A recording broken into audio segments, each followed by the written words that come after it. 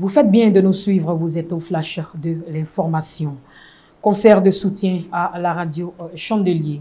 L'église Bethany Péniel située à Abidjan et Yopougon s'inscrit désormais sur la liste des bâtisseurs de la radio Chandelier à travers le concert de louanges et d'adoration dénommé J'aime ma radio et je la soutiens, organisé par la radio Chandelier le dimanche 11 octobre 2020 au sein de cette communauté.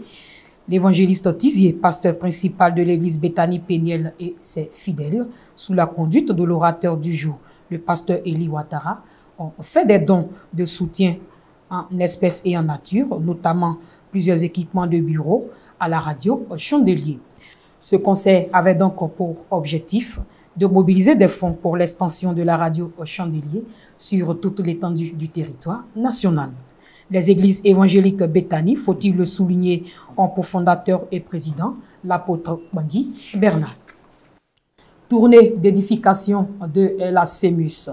Dans le cadre de la rentrée scolaire, la CEMUS, département chargé de l'encadrement des élèves et étudiants de l'église protestante baptiste œuvre et mission internationale, entreprend depuis septembre une tournée d'édification sur les régions missionnaires de l'Épée-Bomi du district d'Abidjan.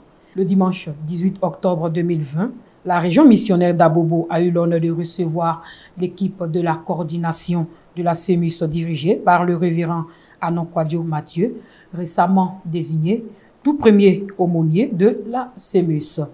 À travers le thème « Impacter positivement son époque », le pasteur Anonkwadio Mathieu a exhorté les jeunes élèves et étudiants des œuvres et missions d'Abobo à être des instruments entre les mains du Seigneur pour la conquête des âmes dans leur établissement. L'apothéose de cette tournée d'édification est prévue se tenir sous peu à l'Épée-Bomi Riviera 2, siège de la région missionnaire Abidjan Lagune 2. On ouvre la page internationale dans ce flash d'information, ce qui nous conduit en Suède où le cas du Covid-19 ne cesse d'augmenter. Autrefois, pris pour modèle dans la stratégie de lutte contre le Covid-19, la Suède est considérablement frappée par le virus du corona. L'on y compte à ce jour au moins 106 300 cas de contamination avec près de 6 000 décès. Au printemps, le royaume de 10 millions d'habitants avait choisi de ne pas confiner sa population et de garder ses écoles ouvertes. Pour le moment, la stratégie reste la même avec quelques nouvelles restrictions au niveau local. L'épidémiologiste suédois Anders Fegnale a appelé les Suédois à se ressaisir puis à éviter de se retrouver dans la même situation que la plupart des autres pays en Europe.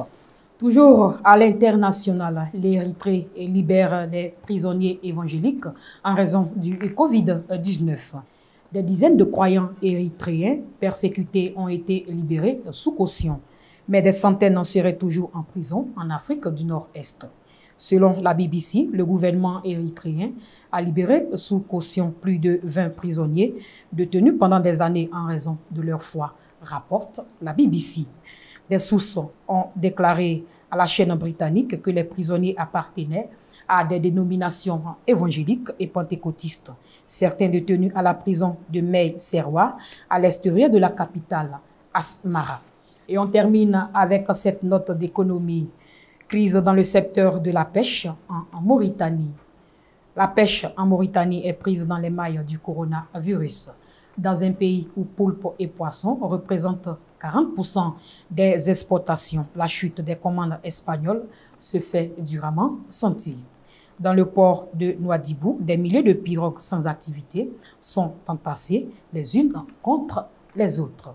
Et c'est ce qui met fin à ce flash d'information. Merci de nous avoir suivis.